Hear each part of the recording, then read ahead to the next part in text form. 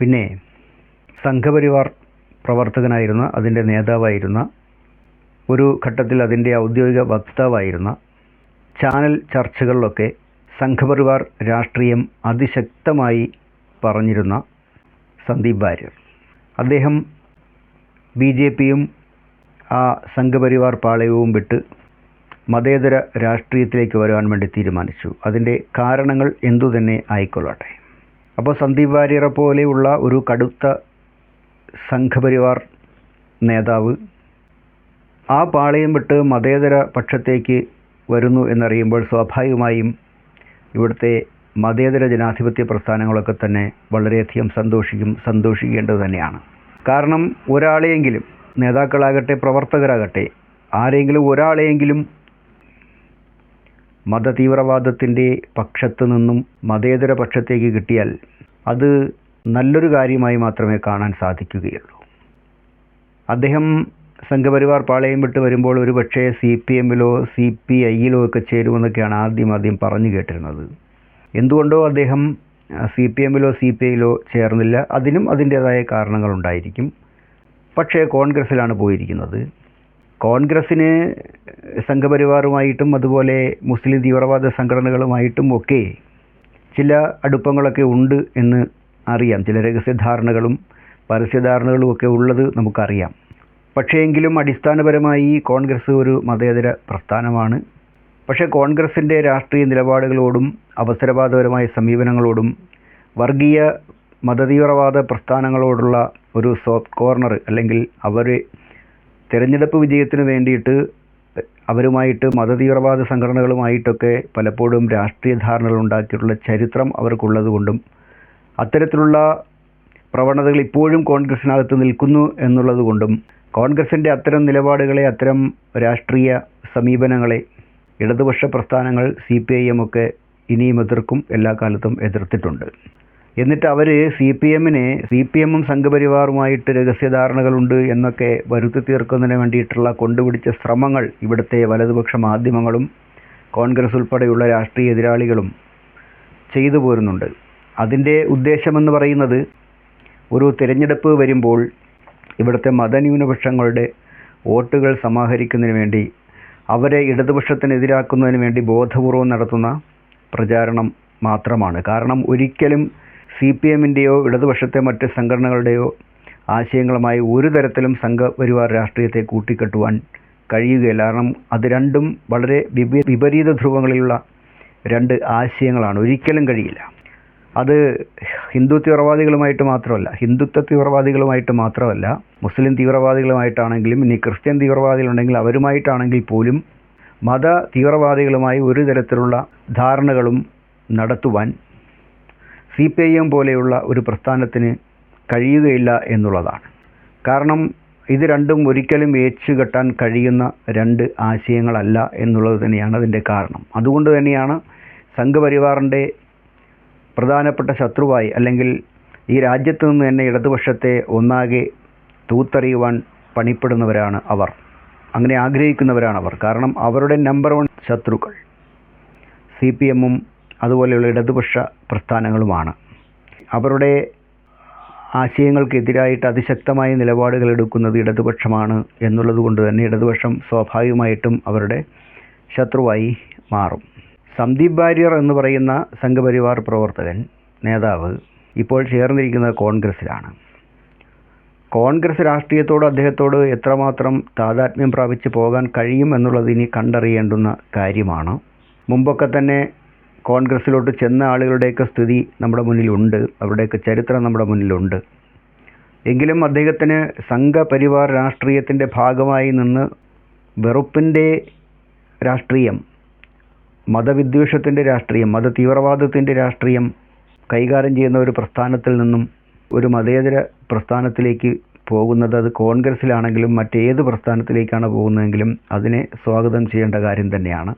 മറ്റേതെങ്കിലും ഇടതുപക്ഷ പ്രസ്ഥാനങ്ങളിലോ വന്നില്ല എന്നുള്ളത് കൊണ്ട് അതിനെ വലിയൊരു കുറ്റമായി കാണുന്നില്ല. കാരണം മതേതര പ്രസ്ഥാനങ്ങളുടെ ഒക്കെ ലക്ഷ്യം എന്താണ്, അല്ലെങ്കിൽ CPM അടക്കമുള്ള ഇടതുപക്ഷ പ്രസ്ഥാനത്തിൻ്റെയൊക്കെ ലക്ഷ്യം എന്താണ്? എതിർ ചേരികളിൽ നിൽക്കുന്ന ആളുകൾ, പ്രത്യേകിച്ച് മതതീവ്രവാദവുമായിട്ടൊക്കെ ബന്ധപ്പെട്ട് നിൽക്കുന്ന അത്തരം സംഘടനകളോടൊക്കെ ആഭിമുഖ്യം പുലർത്തുന്ന ആളുകളെ അവരുടെ തെറ്റായ ആ ആശയങ്ങളിൽ നിന്നും അവരെ പിന്തിരിപ്പിച്ച് അവരെ ശരിയുടെ പക്ഷത്തേക്ക്, മാനവികമായ ഒരു പക്ഷത്തേക്ക്, മാനവികതയുടെ പക്ഷത്തേക്ക് കൊണ്ടുവരിക എന്നുള്ളതാണ് ഇടതുപക്ഷ രാഷ്ട്രീയത്തിൻ്റെ ലക്ഷ്യം എന്ന് പറയുന്നത്. അതിനുവേണ്ടിയാണ് ഇടതുപക്ഷം അതിൻ്റെ ആശയങ്ങളൊക്കെ തന്നെ പ്രചരിപ്പിക്കുന്നത്. അല്ലാതെ കൂടെ നിൽക്കുന്നവരെ മാത്രം എക്കാലത്തും കൊണ്ടുപോവുക, അതിൽ നിർത്തിക്കൊണ്ടുപോവുക എന്നുള്ളത് മാത്രമല്ല. നമ്മുടെ ഇടതുപക്ഷ ആശയങ്ങളുമായിട്ട് അടുത്തു വരാത്ത ആളുകളെയും ആ ആശയത്തിലേക്ക് കൊണ്ടുവരിക എന്നുള്ളത് തന്നെയാണ് അതിൻ്റെ ലക്ഷ്യം. സ്വാഭാവികമായും കോൺഗ്രസ് പോലുള്ള പ്രസ്ഥാനങ്ങളും എതിർ രാഷ്ട്രീയത്തിൽ നിൽക്കുന്നവർ ആരോ അവരെ അങ്ങോട്ട് കൊണ്ടുപോകാൻ ശ്രമിക്കും. അപ്പോൾ ഇങ്ങനെ പലപ്പോഴും രാഷ്ട്രീയ മാറ്റങ്ങളൊക്കെ നടക്കുന്നുണ്ട്. ഒരാൾ ഒരു രാഷ്ട്രീയ പ്രസ്ഥാനം വിട്ട് മറ്റൊരു രാഷ്ട്രീയ പ്രസ്ഥാനത്തിലേക്ക് പോകുവാൻ പെട്ടെന്ന് പല കാരണങ്ങളും ഉണ്ടാകും. അത് ചിലപ്പോൾ വ്യക്തി ഇഷ്ടമാകാം, അതല്ലെങ്കിൽ ഏതെങ്കിലും ചുമതലകളോ സ്ഥാനമാനങ്ങളോ കിട്ടാത്തത് കൊണ്ടാകാം, പല കാരണങ്ങളാലും ആകാം. പക്ഷേ എങ്കിലും ഒരു രാഷ്ട്രീയ മാറ്റത്തിന്, ആശയപരമായ ഒരു മാറ്റത്തിന് ഒരാൾ സന്നദ്ധമായാൽ അതോടുകൂടി അയാൾ ഇന്നലെ വരെ വിശ്വസിച്ചിരുന്ന അല്ലെങ്കിൽ ഇന്നലെ വരെ ഉയർത്തിപ്പിടിച്ചിരിക്കുന്ന ആശയങ്ങൾക്കോ അല്ലെങ്കിൽ ഇന്നലെ വരെ പറഞ്ഞിരുന്ന കാര്യങ്ങൾക്കോ യാതൊരു പ്രസക്തിയുമില്ല. കാരണം അവിടെ മുതൽ ആളൊരു പുതിയ മനുഷ്യനാണ്, അതാരായാലും. അപ്പോൾ അതുകൊണ്ട് സന്ദീപ് വാര്യർ ഇപ്പോൾ കോൺഗ്രസ്സിലേക്കാണ് വന്നതെങ്കിലും ഇനി ഒരുപക്ഷെ അദ്ദേഹം CPM-ലോ ഏതെങ്കിലും ഇടതുപക്ഷ സംഘടനയിലോ ആണ് ചേർന്നിരുന്നതെങ്കിലും പിന്നെ ഇന്നലെ വരെ അദ്ദേഹം ആരായിരുന്നു, എന്തായിരുന്നു, എന്തൊക്കെ പറഞ്ഞിരുന്നു, ആരോടെല്ലാം ഏറ്റുമുട്ടിയിരുന്നു എന്നുള്ളത് യഥാർത്ഥത്തിൽ നോക്കേണ്ട കാര്യമില്ല. ഇനി എന്ത് എന്നുള്ളതാണ്. അതിനെല്ലാം തള്ളിക്കളഞ്ഞാൽ അദ്ദേഹം പുതിയൊരാളായി, അതാരാണെങ്കിലും.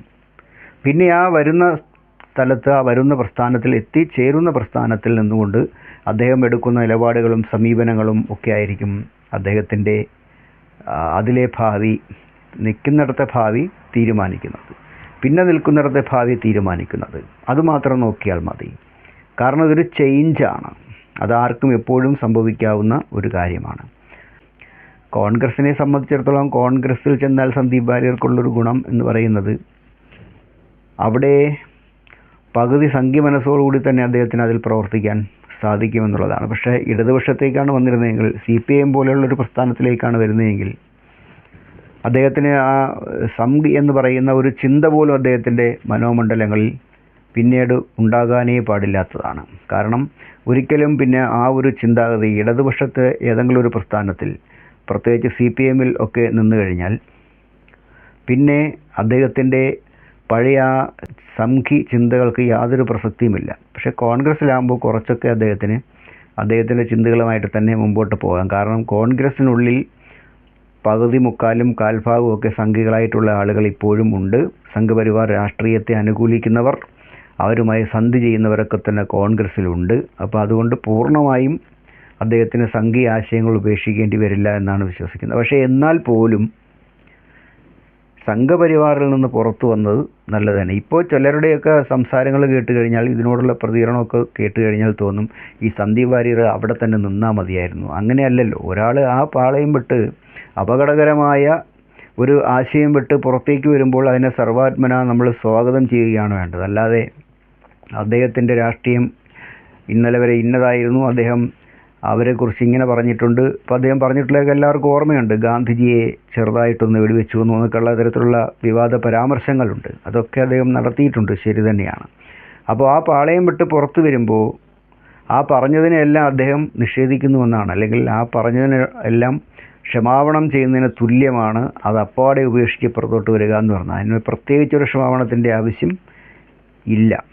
പിന്നെ പറഞ്ഞ് കേൾക്കുന്നത് ഇപ്പോൾ CPM-ലൊക്കെ ചേരാൻ അല്ലെങ്കിൽ ഇടതുപക്ഷത്തോട്ടൊക്കെ വരണമെങ്കിൽ മുമ്പ് മതന്യൂനപക്ഷങ്ങൾക്കെതിരായിട്ട് പറഞ്ഞ കാര്യങ്ങളോടൊക്കെ പരസ്യമായിട്ട് മാപ്പ് പറയണം എന്നൊക്കെ ആവശ്യപ്പെട്ടിരുന്നതായിട്ടൊക്കെ പറഞ്ഞു കേൾക്കുന്നുണ്ട്. അതൊക്കെ എത്രത്തോളം ശരിയാണ് എന്നറിയില്ല. പക്ഷേ ഈ ഉള്ളവൻ്റെ അഭിപ്രായത്തിൽ ഇന്നലെ വരെ അദ്ദേഹം എന്തെല്ലാം പറഞ്ഞിരുന്നോ അതെല്ലാം ആ ഒരു പ്രസ്ഥാനം വിട്ട് പുറത്തേക്ക് വരുമ്പോൾ അത് ഇന്നലെ വരെ പറഞ്ഞതിനെല്ലാം അദ്ദേഹം തന്നെ തള്ളി പറയുന്നതിന് തുല്യമാണ്. ആരെങ്കിലും ഇന്നലെ വരെ അതിനകത്ത് നിന്ന് അദ്ദേഹം വേദനിപ്പിച്ചിട്ടുണ്ടെങ്കിൽ അതിനോടെല്ലാം ക്ഷമാപണം ചെയ്യുന്നതിന് തുല്യമാണ്. അങ്ങനെ കണക്കാക്കി വേണം പുതിയ പ്രസ്ഥാനം ഏതാണെങ്കിലും അങ്ങനെ ഒരാളെ സ്വീകരിക്കുവാൻ ഉള്ളത്.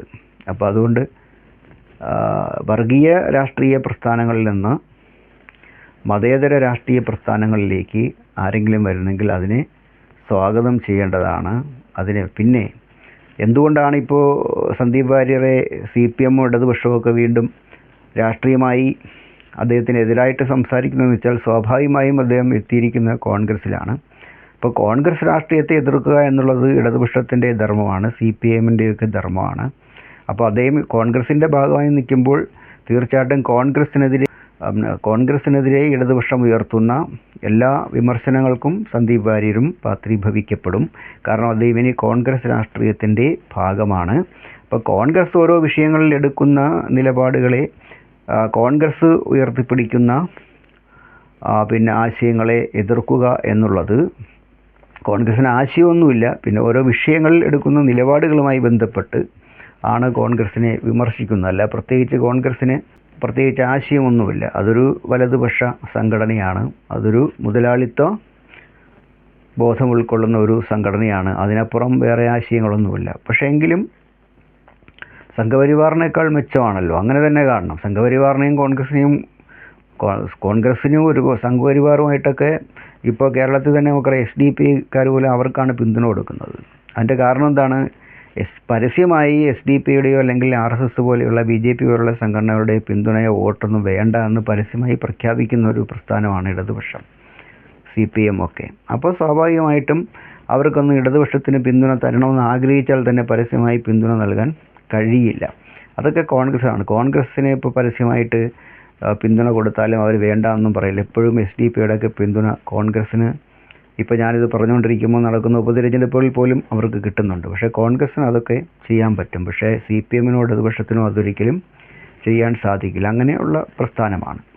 അപ്പോൾ അതുകൊണ്ട് തന്നെ കോൺഗ്രസിൻ്റെ രാഷ്ട്രീയത്തെ എതിർക്കുമ്പോൾ ഇനി സന്ദീപ് വാര്യരും അതിൽ പെടും എന്നുള്ളതിൽ കവിഞ്ഞ് മറ്റൊന്നുമില്ല. അപ്പോൾ അതുകൊണ്ടാണ് ഇപ്പോൾ കോൺഗ്രസ്സിലോട്ട് പോയ സ്ഥിതിക്ക് സന്ദീപ് വാര്യരെ വീണ്ടും രാഷ്ട്രീയമായി സ്വാഭാവികമായും അലക്കുവാൻ ഇടതുപക്ഷത്തുള്ള ആരെങ്കിലുമൊക്കെ തയ്യാറാകും എന്നുള്ളതിൽ സംശയമില്ല. കാരണം ആ നിലയിലൊക്കെ ആയിരുന്നല്ലോ അദ്ദേഹത്തിൻ്റെ കഴിഞ്ഞകാല പ്രവർത്തനങ്ങൾ. അപ്പോൾ അതുകൊണ്ട് അതൊക്കെ സ്വാഭാവികമായി സംഭവിക്കുന്ന കാര്യമാണ്. എങ്കിലും ഞാൻ പറഞ്ഞു വെക്കുന്ന ഈ ഒരു സംഭാഷണത്തിൻ്റെ ഒരു ആകെ തുക എന്ന് പറയുന്നത്,